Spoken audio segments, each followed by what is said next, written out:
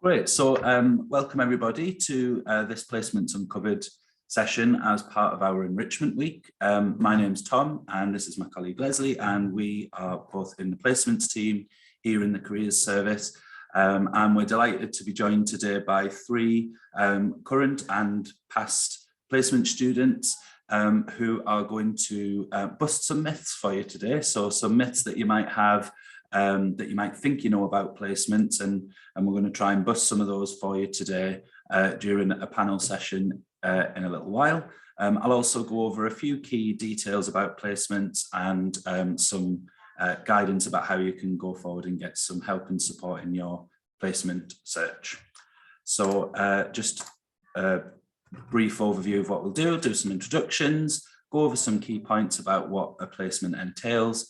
We'll do the myth busting panel with our three students, and I'll get them to introduce themselves shortly. We'll have a look at some previous placements where people have been in the past, some next steps, and how the Careers Service can help you in your placement search. So some key points about placements, just very briefly. So for most of you, placement's undertaken after the penultimate year of your course, and it extends your course by 1 year. So if you're on a 3-year course currently, it would add another year to your course after your second year, and that would make it a 4-year course. Similarly, if you're on a 4-year course currently, it would add a year after your 3rd year, and you'd then be on a 5-year course. You source your own placement, but there is a huge amount of support available to you via the Careers Service at all stages of your placement journey. So all the way from deciding what you want to do, all the way through to interview coaching and all that kind of thing. And I'll go into a little bit more about that when we get to the end of the session. For most people, the vast majority of you, your placement doesn't need to be degree related. So you can look at across any sectors, across any kind of roles, provided that you're meeting some key transferable skills as part of your placement.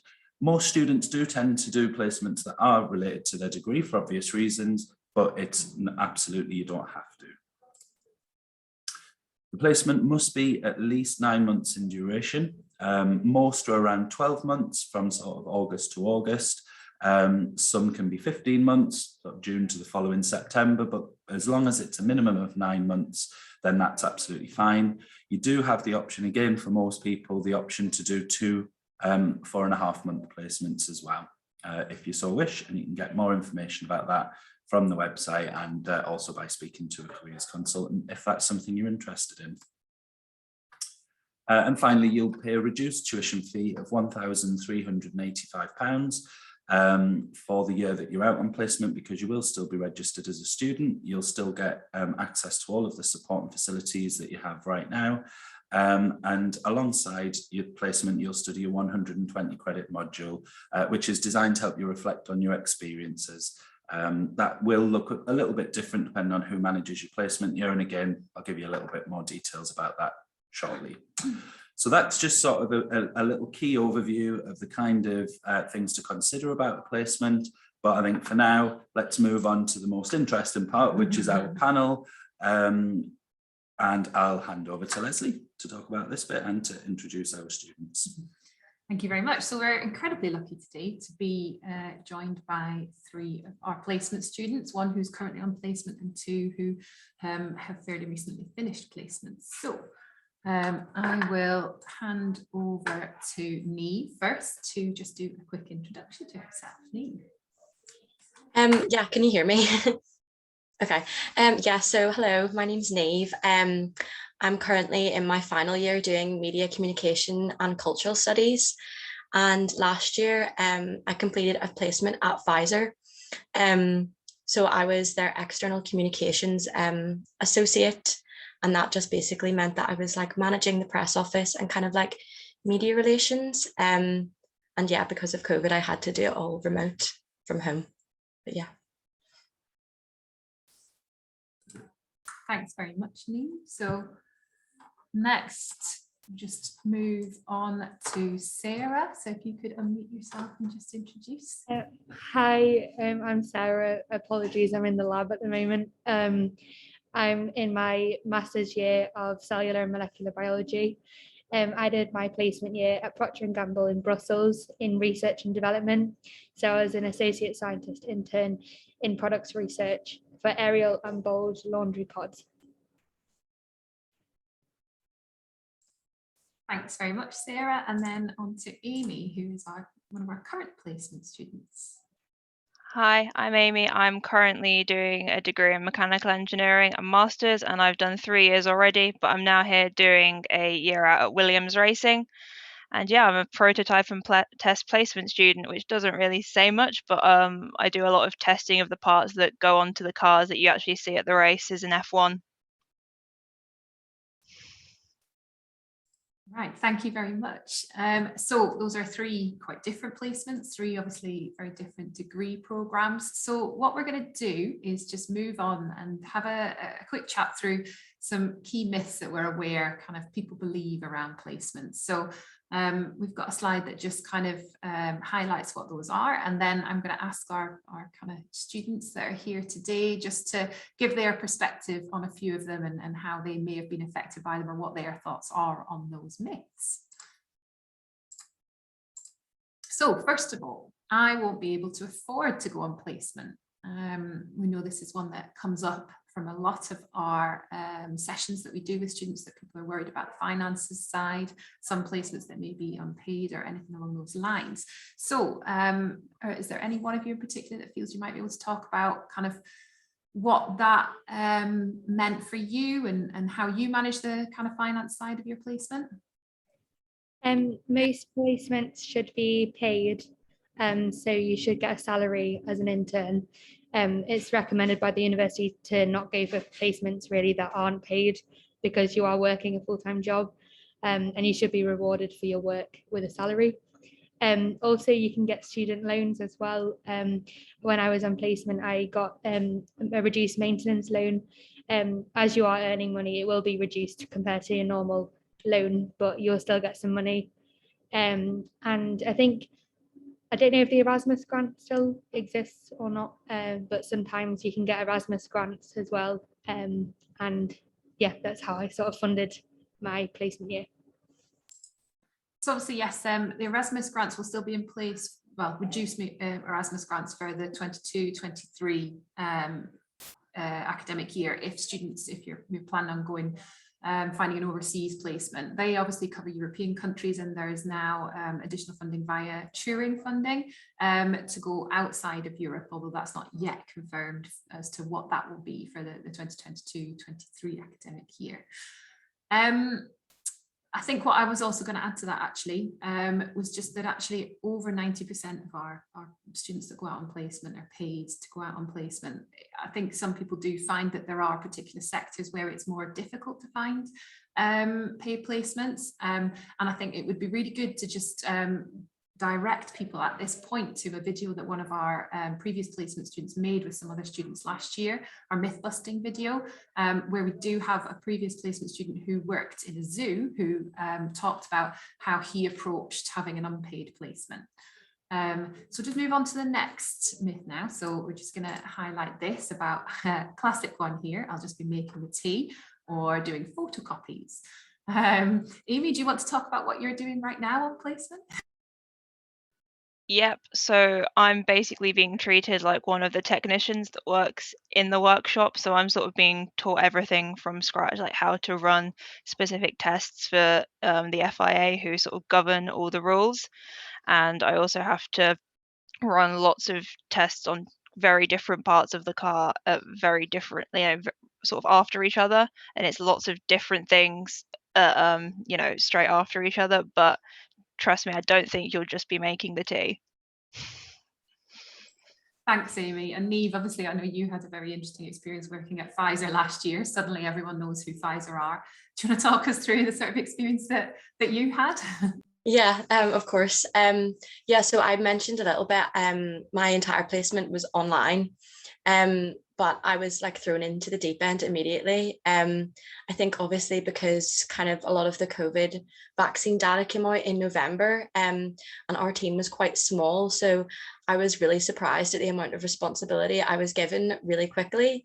I think you just have to remember that they hire you for a reason, and they wouldn't hire you if they didn't think that you were capable of carrying out in important tasks. So I think you just gotta like keep remembering that you have the skills that your team wants you to have to be able to complete important things. And especially as you go along in your placement, you'll be given more responsibility. And I think as long as you keep showing that you're keen and you like what you're doing, your manager will be more than likely to give you things to do because it means less work for them as well. And have you got anything to add into that, Sarah? When I was out on placement, I got given my own research project, which was my responsibility. So I sort of reported to my manager what I'd done and what decisions I was making, but it was all very much down to me, and the progress of the project was down to my efforts and my work. And yeah, it's not about making tea or photocopies at all. I don't think I made tea or photocopies for anyone apart from myself the entire time. So yeah. Thank you very much. So moving on, all the best placements are in London. I just want to caveat this one first, just to say that actually across the university this year in 2021-22, over 40% of our placements are in the northeast of England, interestingly. There are people spread out all over the country, but that's the area where there are most people kind of working on placement this year, which links back to that first myth that we're talking about, which is about I won't be able to afford to go on placement. It might be that you're kind of living here already, you've got housing set up for next year, have family from here. I know we have a lot of students from the northeast. So all the best placements are in London. So where were you guys working, and where are you working now, Amy, for example? So the factory is in Grove, which is in South Oxfordshire. I think we're about half an hour from Oxford, half an hour from Reading. So, not overly far from London, but if a lot of motorsport placements are sort of in the Midlands anyways, because that's where everything is grouped. So yeah, if you want to do something motorsport related, you probably won't be going to London. And can I ask, Amy, did you find when you were applying for placements, were you very focused towards automotive and F1? Like, were you looking at any that were kind of London or Southeast based? So I wasn't. Most of what I was looking at, I was either going to be staying where I'm from, which is in Lincolnshire, and sort of looking at placements around there, or I was looking, to go into motorsport, because I annoyingly, it's quite expensive to live in this sort of area, which sort of links back to the first point. But I think with the salary you get, and a lot of people house share as well with other placement students, so that definitely can decrease the cost of living in this area. But I was definitely sort of looking motorsport, automotive for most of my placements. And Niamh, what did you find about when you were looking for placements and where your placement ended up being based? Personally, I think with media related placements, I do think a lot of them tend to be in London, but it's kind of branching out to Manchester as well. I know Manchester's becoming a lot more popular with things like that. I was meant to be in Surrey, so obviously just outside of London, and I know that again that kind of area can be a little bit more expensive, but just as Amy was saying, I didn't know my placement was going to be remote, so I had basically planned a house share, and I was looking for accommodation. So I think a lot of the time, especially with bigger companies, they will try as hard as possible to get you in touch with other people in the business that are completing placements, and I was able to meet a lot of people online before that to try and sort out housing. So I can't speak for everything, but I think definitely placements are branching out, and there's more to London. There's more than just going to work in London. Like there's definitely more spread out kind of throughout the country. Thank you very much. And Sarah, you were obviously based overseas. You were in Brussels, in Belgium. Yeah. Were you looking at placements in the UK, or were you very specifically focused overseas? I looked at a mixture of them. I sort of wasn't really bothered where I lived. I sort of wanted to go wherever the placement was going to take me. Yeah, it just happened to be in Brussels where I ended up.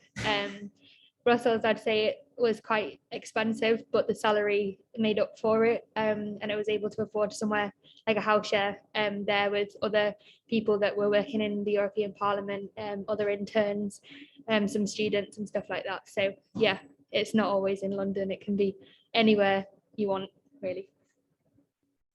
Thank you very much. Now, I think the next myth we're going to look at is a very interesting one. Amy touched a bit on kind of the training that she's had so far, but I need to know everything about the job before I start. And now this is a concern that we hear from our placement students every year when we talk to them prior to going on placement.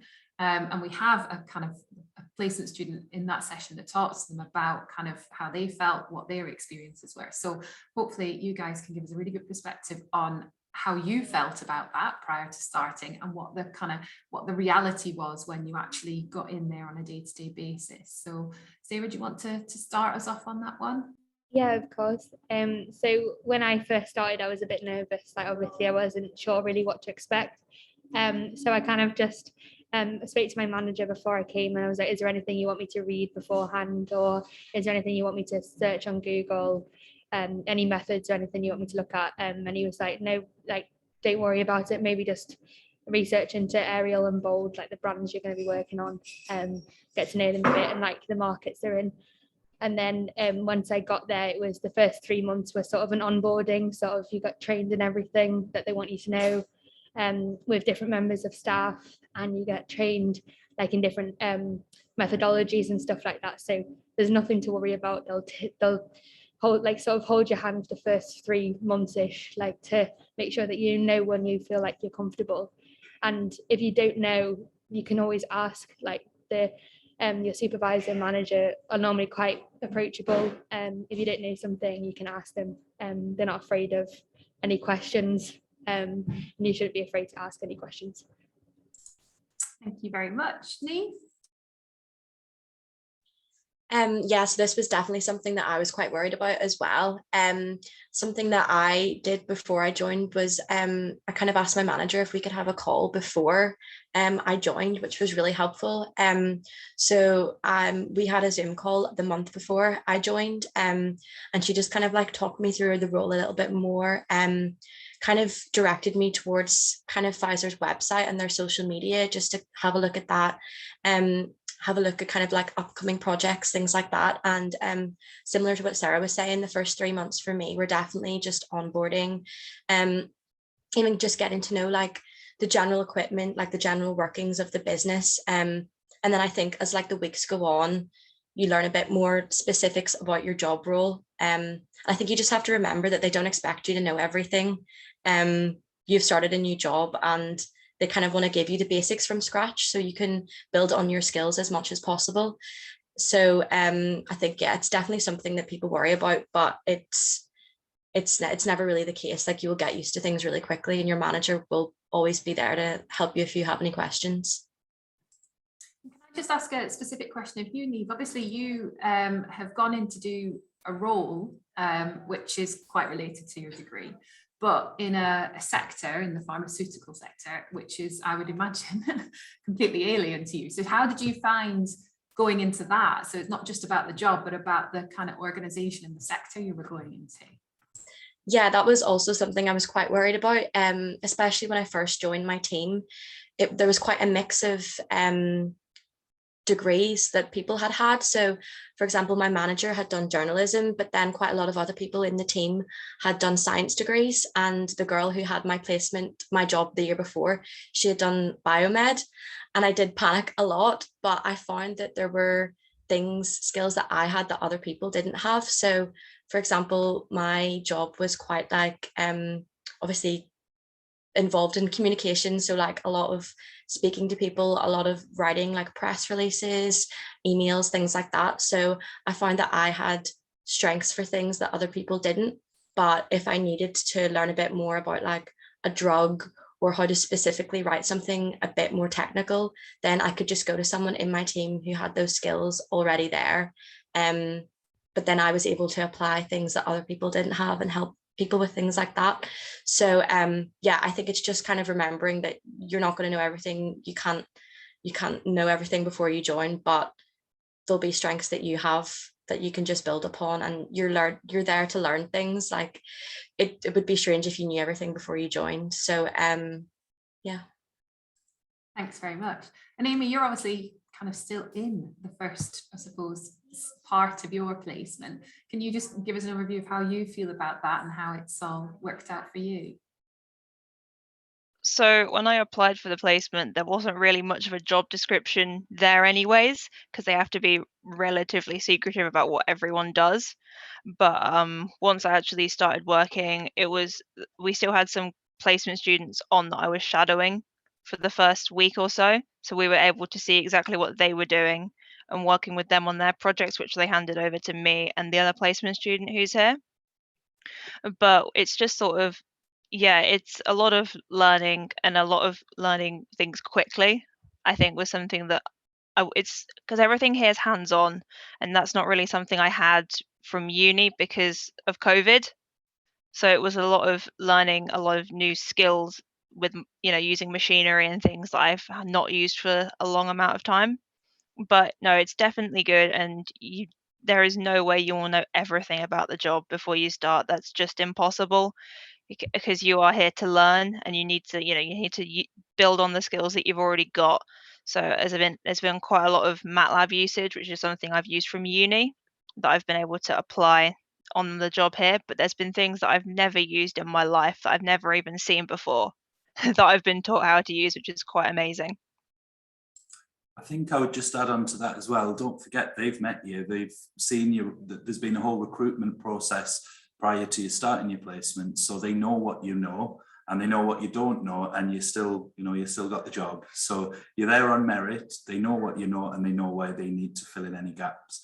So yeah, certainly I wouldn't worry about that point at all. That's right. So next myth that we're looking at has obviously come about in the last 3 years a lot more. We're seeing more people doing these kind of virtual placements. I think what's interesting here is that we've got 3 students here speaking to us today who have been out on placement at very different points of the pandemic. And we also have one person in Neves who has done almost an entirely virtual placement. So Neves, do you want to kind of start us off with kind of what you think about this statement? I won't gain as much from a virtual placement. I think for me, that's definitely not true. So my entire placement was online. The offices are only kind of starting to open back up for Pfizer, and especially because my job role could be done online. There was no need for me or my team to be in the office at all. I actually did my interview online as well. So I have never met anyone on my team. But I will say it was the most amazing experience. I learned so much. Something that I was most nervous about was technology. I'm really bad with technology. I get really stressed out about it. But I think technology is so amazing now that it feels like you're in the room with people and you're able to do things that you never thought you'd be able to do online. I gained so much. I could talk about it for so long. And I will say, it has made me realize that comms is what I want to do. I'd never really thought about it before I started applying for placements, but after working for a year, it's confirmed that's what I definitely want to do after university.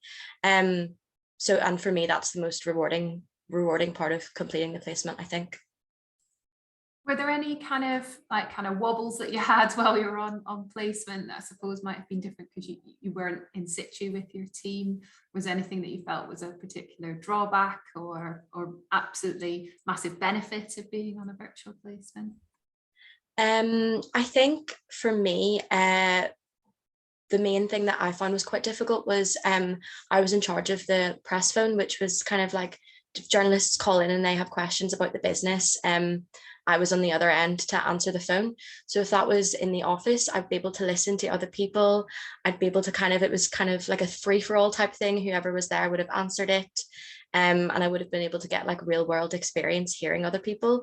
But because obviously that wasn't the case, I had to learn how to do all of this from home. And I kind of just had to do like practice calls, and I had a buddy who was really helpful. So that was really difficult, and I found that quite daunting, having to answer the phone by myself, just like in my study at home. But with anything, I think just practice and getting used to something, and just being confident in yourself, I think, is the main thing as well. So did that then almost flip and become a real benefit, a real skill that you did feel you've gained because you had to do your placement virtually? Yeah, I think so. And also because then it meant that I was in charge of it the whole time. So throughout the whole year, I was answering the Pfizer press phone. So that's definitely something that I won't forget. Definitely not. That's pretty amazing, really, given the last year that Pfizer have had. Thank you. Amy, what's happening for you now on placement? Are you doing any of it virtually? Are you all in situ in the office?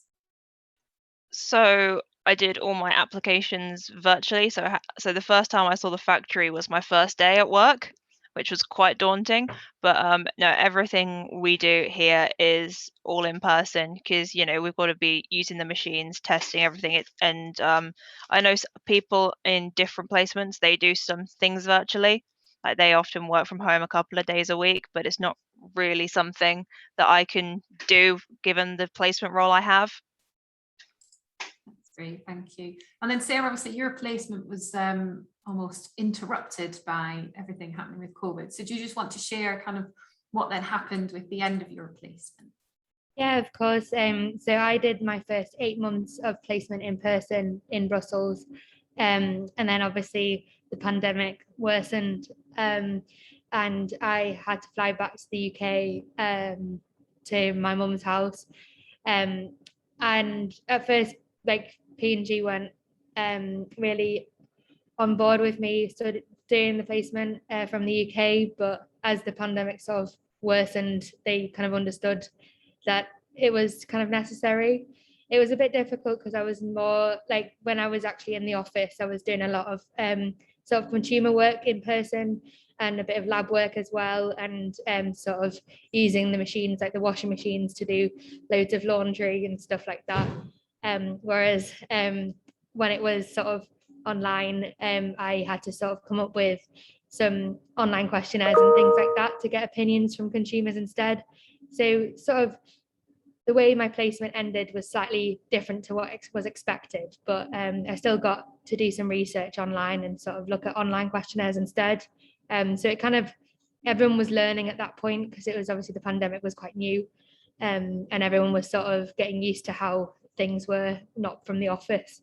And then I went back into the office in July sort of for a day to sort of wrap everything up and give my laptop back and stuff like that. So yeah, it was weird being back in the office after being out of it for 4 months, but yeah, it was sort of, yeah, going with the flow and sort of adapting as time goes on and making sure there's a lot of team meetings to make sure that everyone sort of knows what's going on, and to touch base to make sure that you know what you're doing and things like that. So there's a lot of things in place if it's virtual, so I wouldn't worry too much. Do you think, Sarah, there were different skills that you developed from the virtual part of your placement that you didn't necessarily kind of do or develop in the office? Yeah, I think sort of more self-motivation, I think, was sort of a skill that I sort of developed, because obviously when you're going into the office, you have to be there at a certain time. You have to make sure you look presentable. You have to like make sure you sat at your desk, make sure you go to certain meetings in certain rooms and stuff like that. And then when you're at home, you kind of end up being a bit like you feel like you're a bit of a slob, like you feel like it's okay to sit in your pajamas or something to get some work done. But I had to sort of get myself up and make sure I sat at my dining table, like in time for the meetings and stuff like that, and make sure I look presentable. But Brussels was an hour ahead of the UK, so I had to make sure I was up by 7 o'clock in the morning to make sure that I could meet the times that they were meeting at. That was quite difficult to get used to compared to working in Brussels and stuff. My brain was still on Brussels time, not UK time. So yeah, adapting to that was a bit interesting. But yeah, it was overall really valuable. I feel like I'm not as afraid to ask questions anymore, because if you didn't know something, then normally you just get up and walk across the room to someone's desk. Whereas like online, you have to send them a message or an email. So I feel like I'm not as afraid of emailing them as much, or emailing now at university if I've got a question or something I don't know. I feel like I'm able to email anything that I need. I'm fine with that. Brilliant, thanks very much. So next myth, I need to know what career I want to do a placement.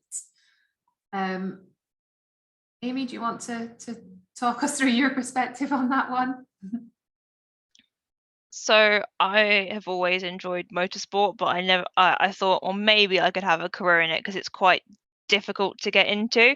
So I just sort of applied for all the motorsport placements, and a couple of places like Caterpillar, I applied for like a manufacturing engineering role there, same at Procter and Gamble, and I was just sort of putting myself out there just to see what there was. And I was like, I just want to see how all my interviews go, get the experience from the interviews as well, because I was like, I'm open to doing absolutely anything. I want to, see what skills I can gain that I can transfer across.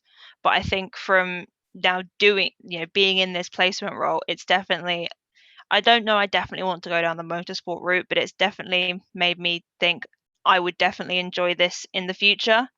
So it's not something I'm going to be ruling out anymore.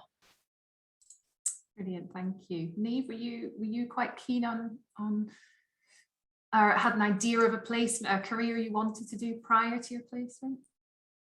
Not at all. I think for me, definitely, the main reason I came to Newcastle to do this course was because I knew that there was a placement year, but I didn't know at all what I wanted to do. Originally, I wanted to, originally I wanted to go into journalism, but after doing a few modules, I realized it kind of wasn't something I wanted to do. So I never really knew what communications was. Obviously, I'd heard of PR, but I wasn't too sure. So it was just a lot of like from October in second year, just going through placement websites and looking at things that were similar to what I liked. So yeah, media, PR, and then that's when I discovered kind of communications was like the key word that I needed to be searching for. And then from there, that kind of everything made sense. And again, I'd never thought about going into pharmaceuticals, but communications, obviously in every sector, there's going to be communications roles. So for example, I applied for kind of jobs in more like engineering companies and things like that. But just when I saw the job role for Pfizer, I knew it was really what I wanted. So I definitely don't think you need to know what career you want to be in. I think it's just a lot of researching, maybe ruling out what you don't want to do, and then that'll lead you to what you actually do want to do. Yeah, I think Niamh's made some really key points there about, starting off at a point of understanding what she's enjoyed from her course. And obviously the kind of things that she was doing on placement and ended up doing a placement in does relate to her course, but that doesn't necessarily mean that's your starting point. It could just be things you enjoy, skills you feel you have that are strengths, or skills you want to develop, and then starting to look and do that research around, right, well, what types of placements would I get those from, or what types of placements require those skills. And I think that's a really interesting point that you've just made there around that kind of, the research had led to understanding what kind of placement and potentially what's turned into what kind of career she wants to take forward. So I think we'll just move on to the next myth now, just to keep things going. We've talked a little bit about this, about my placement has to be related to my degree. And obviously these guys are doing things that are potentially related to their degree. But Sarah, I know you've been involved with some different placements type of work. So what's your kind of perspective on this myth? I think you should just do a placement that you would enjoy. I know a few people, I think Tom mentioned in the previous talk, that did sort of a marketing placement and their degree was in biomed. Mine obviously wasn't really cellular related. It was more research and development related, which I sort of wanted to do as a career when I graduate.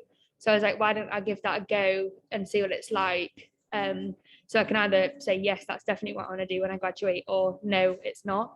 Because it's kind of, you can use the year to sort of learn and experiment. And if you find something that you enjoy at the company, you can always ask your supervisor, can I get involved with that? Can I maybe shadow that person for a day, or like see what that team's doing? I know on my placement there was a sort of campaign where we took the sleeping bags from a festival that happens in Belgium, and we sort of washed them and redistributed them to the homeless and the refugees in the city centre. So I was like, I really want to get involved with that project because I feel like I'm giving back to the community that I'm in. And my supervisor was like, that's fine, you can be involved with that project, that's no problem. And then I presented sort of my results and findings to other teams, and other teams wanted me to sort of have a meeting with them to discuss how my project could be sort of transferred onto their team, and what they could use my results for and stuff like that. So I think it's, if you see something that you are interested in at the company, you can always ask to shadow or ask to get involved, or say, can I maybe spend one day a week or half a day a week with that team to see what's going on. It's sort of, you're there to learn, and you kind of have to be like a sponge and sort of absorb it all. And you might learn something new about yourself, or might find something new that you might want to pursue after you graduate. Definitely. I mean, we have a lot of students that do placements that aren't related to their degree, but we have a lot of students that do exactly what Sarah has just talked about, which is they might be in one area of the business, but they might hear about a project, or they might meet someone who they just recognize as someone they want to have a chat to and want to understand about their role. And I think that's really important for understanding how businesses work and you know, developing your commercial awareness, but also understanding what other opportunities and what other roles are out there. And actually, we get our students coming back saying that that's one of the best things that a placement has given them, that opportunity to kind of take on lots of different things that aren't necessarily related to their role or their degree. So we'll move on to the next myth now, which is a very interesting one, and we'll get all three perspectives on this.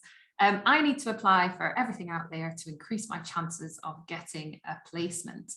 So Amy, you talked a little bit about applications and kind of how you approach this. What are your thoughts on this myth? So I think I applied to maybe 5 companies because I knew I had this placement in December last year. So it was quite an early response back from them. But so I think I applied, so I applied to Procter & Gamble, Caterpillar, Mercedes F1 and Mercedes HPP, who make the engines for Mercedes. And I got rejected from all the placements at Mercedes F1, all the placements at HPP, and I got through to interview at Procter & Gamble and Caterpillar and here. But you really don't need to apply for everything. If there's something that you're really, really interested in, and you have a passion for it, and the company can see you have a passion for it, they're more likely to bring you in for interview based on that, rather than you just applying to everything and not having the relevant knowledge or experience or just the passion for what they want. Great, thank you very much. And how was it for you being rejected from those placements that you had been really interested in? It wasn't nice to hear back, but it was nice that I actually did get a response from them, because a lot of times you apply and you don't hear anything back. So I just thought, I was like, I've applied. Either they don't think I'm going to be a good fit at the company, which is a lot of times why they do reject people. They don't think you're going to fit in with the people that you're going to be working with, or I just didn't sell myself properly in that cover letter, so I can learn from what I've done and take it forward to different applications. And Niamh, how did you approach your placement, Sarah? Yeah, I think I definitely learned a lot from my application process. So at the start of second year, I think everything kind of snowballed really quickly and I got quite stressed out about it. It was like applying for everything. And kind of, yeah, like Amy was saying, got rejected from quite a few initial application processes. And then I actually traveled down to London twice and got rejected from HP, like Hewlett Packard, and also Bosch. So that was a real setback. But as well, a girl, someone that I live with that does my course as well, got her sorted before me, and I think that just kind of like stressed me out and upset me. But again, the one that I did end up getting was, I did that interview online, and it was for a company that I never thought I would be able to work for. So I think just taking the time to apply for applications properly and thoroughly, kind of picking the ones that you do really want, like Amy was saying, just to kind of increase your chances. And I would just say to take your time with things. Like, I think I really rushed before Christmas and I felt like I needed to get something sorted. And I didn't end up getting my confirmation or getting my job offer until the start of March, and it all worked out in the end. So I think just don't stress yourself out about it. And even if people around you have placements, that doesn't mean that you won't get something. And actually, the timelines that Neves talked about there are actually quite typical. Like, hearing that you've got a placement in March is probably about the norm for people, in all honesty. December is very early for Amy. And then moving on to Sarah, she didn't confirm her placement until, I think it was August in the end, wasn't it? Sarah, I remember having a phone call to you while you were on holiday in France. Yeah, I found out in the middle of June that I got it. It was really unexpected. I was like on holiday in Croatia at the time, and I got this phone call, and I was like, "What is it?" I was like, "Hello," and they were like, "You is this Sarah?" I was like, "Yes, it is. It's me." And they were like, "Just ringing to tell you that you've got the job," and I was like, "Oh my god!" Like, I think I just burst into tears because I wasn't expecting it. Like, I was waiting so long, and I kind of accepted that I probably wouldn't get a placement, and then obviously the call came out of nowhere, and I was like, yeah, of course I want to come. I didn't have a house sorted for my third year, so I was like, yes, please, like, take me. And it was sort of the one that I really wanted. My mum said that I kind of didn't shut up talking about going to Brussels and stuff, and yeah, it kind of worked out in the end. I sort of applied to, I think it was 8 to 10 placements in different companies doing research and development. But I think any more than that, you're not really putting in the effort and the time it takes to get those applications in detail. I think you have to sort of take the time to understand the company and sort of the role that you're applying to, and make sure that it is something that you want to do. And tailor your CV and your cover letters to those roles. There's no point submitting a CV and a cover letter that isn't relevant to your role that you're applying to, because they'll just reject you straight away, and that was a waste of your time and a waste of theirs as well. If you tailor your CV and your cover letter, then you've got a higher chance of being selected. And in the cover letter, you need to make sure that you sort of read the job description and make sure that you're sort of demonstrating that you can meet those sort of criteria that they are asking for. And it shows that you've actually read the job advert as well. Because if you're just applying to random ones with your CV each time, the same CV, then it shows that you haven't really read it and you're not really that bothered by it. So if you take your time and like make sure you fully understand the company and the role, then I'm sure you'll be great. Thank you very much. And a thank you very much to Niamh, Amy and Sarah for contributing their experiences and their thoughts on these myths today. So I'm just going to pass back to Tom. We're going to run through a few different pointers and a few things that are related to what we've talked about this afternoon. Great. So hopefully that's inspired you all now and you're all desperate to go out and find a placement as part of your degree. So here's just a few slides about some extra sort of added information for why you might want to do a placement. So we asked students where they felt that their skills and attributes had increased 95% said that as a result of doing their placement, their communication skills had improved. I imagine Neves, seeing as that was your job, I assume they were really improved in yours. 100% said that their confidence has increased, and that's always the biggest one that I hear from students, is that they feel like they've just got so much more confidence as a result of their placement, and 90% told us that their time management skills had increased. And that one in particular is really good for your final year, because that can help you manage your time much better when you're going to have loads of assignments, loads of dissertations and exams and all that kind of thing. So that's just a snapshot. There's plenty more, but that's just a snapshot of some of the top ones. Just very briefly, I want to go through a few slides of some examples of where previous Newcastle students have worked. So you can see here, we've got huge company like McDonald's and EY. We've got smaller sort of independent companies like Chester Zoo, and a local company there in Northumbrian Water. We've got huge, car companies here with Kia, charities such as Mind and Shelter. We've got government bodies such as HM Revenue and Customs and the Planning Inspectorate, and in the top corner there you can see a local arts company as well. So really varied. Again, on this one, some huge companies like P&G, Network Rail, I'm sure you're all familiar with, and then a huge local sort of engineering firm in Egger. So there's absolutely loads of different places, different types of placements, and within those places, lots of different types of roles available as well. So that's just a little snapshot there, some examples of some places that might be of interest.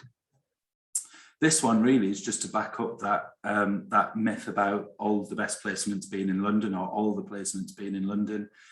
This is a map of the last year, or maybe even the last 2 years, of students who went out on placement. And as you can see, it was all over the UK, mainly within England, but you can see some key hotspots there. Yes, there's lots in the southeast around there in London, but also the Midlands. You've got the northeast there, huge. And if we were to add this year's, that would be even bigger. Lots of placements in the northeast at the moment, and the northwest as well, Liverpool, Manchester area. So really broad, and you can go wherever you want. Sarah went to Brussels, you can go overseas, you can go pretty much anywhere. So yeah, broaden your horizons. Don't just think that you have to go to London. So some next steps that you might want to consider. So the first one is to find out who manages your placement year. So some schools manage their own placements, such as the Business School, School of Computing, and a few others. They'll manage their own placements. For others, the vast majority, it will be managed through the Careers Service. To find out who manages yours, you can scan the QR code or follow that link that's at the bottom there, and we'll share these slides with those who attended. And you'll be able to see who manages your placement year. Regardless of who does manage your placement year, you have access to the Careers Service. So even if you're a business school student, computing student, whatever, you can still use all of the resources that the Careers Service have to offer, and I'll go on to that shortly. One of the key things that we've created in the last few months, key resource that we would really recommend, is a couple of things called pathways. These are sort of step-by-step routes that you can go through, all the different stages of preparing to find a placement, and then when you come to search and apply. So there's two different ones. They're available through My Career.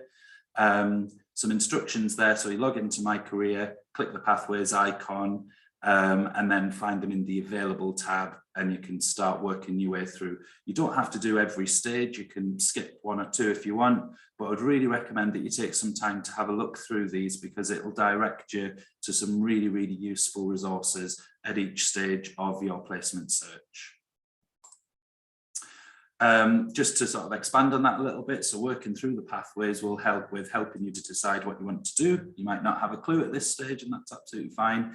The pathways can help with that. It can help you with finding opportunities in the sector that you are interested in. We've got loads of resources around CV and application check-in. We've got resources and support for mock assessment centres. A lot of the recruitment processes for placements can be quite long, and they can be quite similar to the graduate kind of recruitment processes that you'll go through as well later down the line. And there's loads of resources for that. Interview coaching. We've got online resources for that, but you can also get some one-on-one interview coaching here in the Careers Service.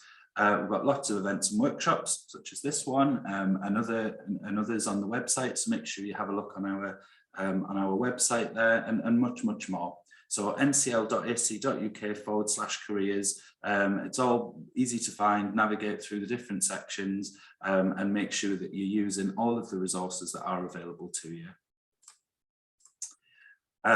Social media, if you are on social media and you'd like to follow us, we post sort of links to events that are coming up. We'll post specific vacancies, guidance, advice, all sorts of different things. So that's the way that you can follow us on social media there as well. And that is everything. So does anyone have any questions? Would anyone like to?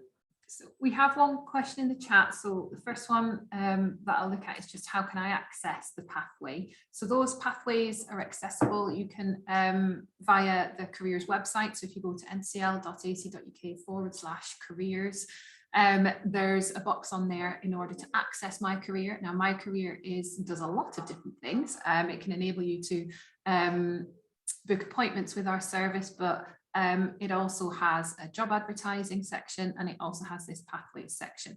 So you just log in with your normal university credentials, and you can do that via one of the boxes on the homepage of the Career Service website. Hopefully that answers that. Otherwise, the links for that are in this PowerPoint and will be shared afterwards. The second one of that is, what do we mean by the business school or computing school managing their own placements? So while you're on placement, you do a university module, and those are either managed within your school for some schools, which is what we mean by that, or they're managed via the Career Service module, which myself and Tom are involved with. It's no different particularly. It just means that the school works directly with those students, whereas we work on behalf of some of the other schools in order to support students while they're on placement is the key difference. There's no other questions in the chat at the moment.